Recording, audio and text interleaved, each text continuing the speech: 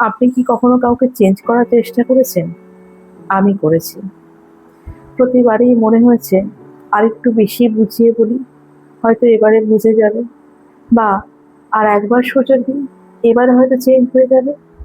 কিন্তু প্রতিবারই তাকে বোঝাতে বোঝাতে আমি খেয়াল করলাম আমার নিজের ভেতরের শান্তিটাই নষ্ট হয়েছে। সেই মানুষটা কিন্তু চেঞ্জ হয়নি, কারণ আমি বিশ্বাস করতাম যে রাগী সে একদিন শান্ত হবে, যে ভুল বুঝেছে সে নিশ্চয়ই একদিন ঠিক বুঝবে, যে সম্পর্কগুলো ভুল বুঝে দূরে সরে গেছে তারা নিশ্চয়ই তাদের ভুল বুঝে কাছে ফিরে আসবে। এই বিশ্বাস নিয়েই আমি বছরের পর বছর কাটিয়েছি। কখনো বাবা মাকে বুঝিয়েছি, কখনো আত্মীয়দের, কখনো বা খুব কাছের মানুষদের। প্রতিবারই মনে হয়েছে আজ না বুঝুক কাল নিশ্চয়ই বুঝবেন। আমি আরো ধৈর্য ধরেছি, আরো ভালো ব্যবহার করেছি, আরো বেশি নিজের ভুল ধরেছি। কিন্তু জানো, একটা সময়ের পর আমি লক্ষ্য করলাম মানুষগুলো তেমন বদলায়নি। উপরন্তু আমি নিজের ভেতরেই ভীষণ ক্লান্ত হয়ে পড়েছি। সারাদিন একটা কথাই মাথার মধ্যে ঘুরতো, আমি আর কি করলে মানুষটা একটু বুঝবে। হঠাৎ একদিন নিজের মাথার মধ্যে প্রশ্ন এলো, যদি কোনোদিনও মানুষটা না বোঝে, যদি কোনোদিনও মানুষটা না বদলায়, তাহলে সারাটা জীবন কি আমি এই কষ্ট নিয়েই বেঁচে থাকবো? সেদিন প্রথম বুঝলাম আমি ভুল জায়গায় লড়াই করছি। কারণ অন্য মানুষের পরিবর্তন কখনোই নিজের বেঁচে থাকার শান্তির কারণ হতে পারে না। আমি অন্য মানুষের স্বভাবের সাথে লড়াই করছি, যা পরিবর্তন করা আমার হাতে নেই। কিন্তু তার এই স্বভাবের জন্য আমি কতটা কষ্ট পাবো সেটা কিন্তু আমার নিজের হাতেই আছে।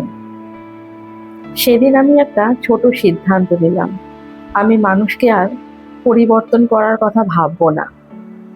ভালোবাসলে ভালোবাসবো, সম্মান করলে সম্মান করব, ভুল হলে শান্তভাবে বলবো। তার যেটা ঠিক মনে হচ্ছে সে সেটা করুক, আমার যেটা ঠিক মনে হচ্ছে আমি সেটা করব। জানো, এই একটা সিদ্ধান্ত আমার ভেতরের অশান্তিগুলোকে অনেক কমিয়ে দিয়েছে। আমি শান্তি পেয়েছি। আজ আর আমি কাউকে পরিবর্তন করার কথা ভাবি না। কারণ মানুষ আজও বদলায়নি। আজও মানুষ রাগ করে দূরে সরে যায়, হঠাৎ করে সম্পর্কটা বদলে যায়, আবার কেউ ভুলও বোঝে। তবে আমি আর আগের মতন কষ্ট পাই না, কারণ আমি বুঝে গেছি অন্যের আচরণের নিয়ন্ত্রণ আমার হাতে নেই। কিন্তু সেই আচরণের জন্য আমি কতটা কষ্ট পাবো সেটা আমার হাতেই আছে।